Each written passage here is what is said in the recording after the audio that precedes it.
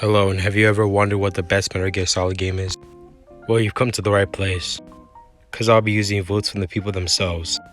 I'll talk about advantages and disadvantages, and rank it with worst to best.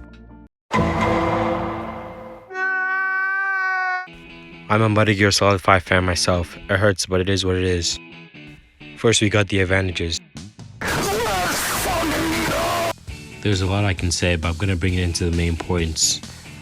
First, we got the open world, with the freedom of approach, the explorability, the day and night cycle, base building, the playability. It was just amazing. Next, we got the gameplay, with the ways you can interrogate people, knock them out, the AI and how they respond to things, make weapons, camouflage, etc. It's just really good. Honestly, you just kind of have to play to understand it. You know, the amount of gameplay and the amount of things you can do, things Kojima probably never intended, you know. Then we got the disadvantages. You know, stuff happens, I guess. First of all, we got the Konami and Kojima split. Then we also got the Missy 51 mission. You know, that was pretty bad. Then we got loose ends like parasites, you know, the skulls. The disjointed mission structure, kind of all over the place. And that's it for MGS5, you know. Has its problems, but it's still my favorite game in the series, you know. I still love it. An amazing game. You should give it a try if you haven't. Now we got Metal Gear Solid 4. My back! Oh, my back! I'm more of an MGS5 fan, but whatever. Okay, here are the advantages, you know. Cinematic experience, you know, the cutscenes, the voice acting, the production was pretty good. You know, close the storyline, you know, put a wrap to so many things in the story of Metal Gear Solid. The gameplay, you could be stealthy, you could have action, you know, it's pretty good. The graphics for its time was pretty good, you know, had a lot of attention to detail, and, you know, a lot of nostalgia references, you know. Since it closed the storyline, it just had a lot of nostalgic moments. Okay, here are the disadvantages. First, the lengthy cutscenes, you know, cutscenes could be hours, you know. Then we got the gameplay. Oh my god, sometimes, you know, it's just all stealth, and sometimes it's just all action, you know. So unless you like one type of approach, unless you're like a really stealthy guy or you're a real action guy, you know, sometimes they just kind of annoy you, forcing you to do like which one and just doing heavy on that, but it is what it is. Got the level design. I'm not gonna try and spend too much time here. It's just hard to explain unless you played it yourself. It kind of just gives you one direction, one straight line, like one main mission compared to like the other games, you know, which you can do everything out of order. And they also kind of strain the story with nanomachines and stuff. Like, oh my god, I get it, just like stop. Overall, I do believe it's a good game. It just has a lot of imbalances, you know, with the cutscenes, the narrative, the gameplay, but it is what it is. I do believe it's still a good game.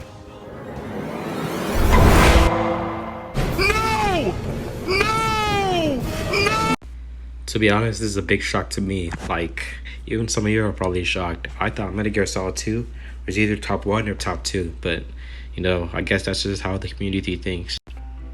Okay, first we got advantages. First, the narrative, like the Colonel talking about Jack and his identity and who you are in society. The gameplay was more refined than Metal Gear Solid 1. It introduced first-person aiming, improved AI, and enhanced stealth.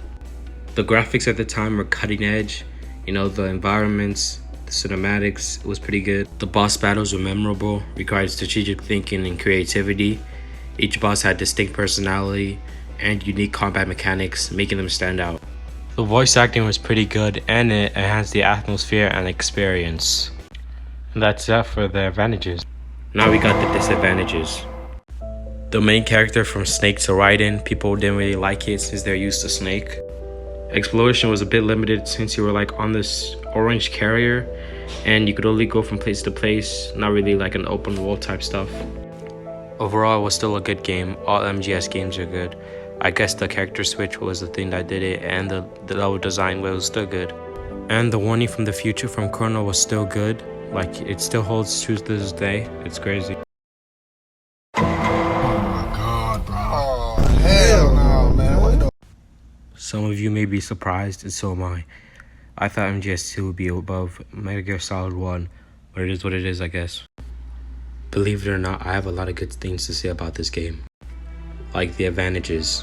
It was a pioneer and revolutionized stealth gameplay, mechanics like line of sights, hiding bodies, using the environment for stealth. It was a benchmark.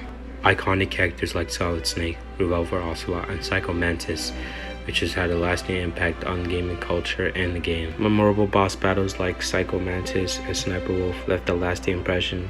The codex system, which provided in-game exposition, character interaction, and enhanced the immersion.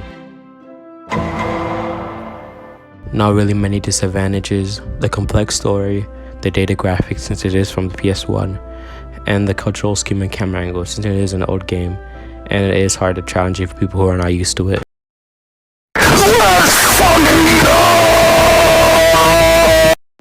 Congrats to Metal Gear Solid 3, I actually really like this game. It's the community's most loved game, I understand why. Now we got the advantages. There's a lot, so buckle up. The storytelling, the Cold War era game espionage, and narrative driven. The gameplay had changed with the camouflage, the adapting to different environments, the survival mechanics, and hunting for food. The atmosphere since it was in the jungle, the day and night cycle, and the character development with the betrayal, sacrifice, and depth. Disadvantages, I'll be quick with it. The game had some camera issues, can be kind of clunky and frustrating, and there was a lot of complex controls, especially when if you're new to the game. It had a steep learning curve, limited inventory management with food and all the items, and kind of long cutscenes, but that's all the games. Overall, a great game, one of my personal favorites in the series. And well, that's it, guys. Tell me how you'd rate them in the comments. You know, like to give this video a promotion in the algorithm. Sub if you found it and you enjoyed it, you know, help me out here. And that's really it. I really love all the Metal Gear Solid games. I'm not really biased here. And Metal Gear Solid 5 is my favorite, but I had to put it at 5. I couldn't let it be that close, and people really give me good arguments for Metal Gear Solid 4. So in the end, it is number 4th place. And yeah, that's it.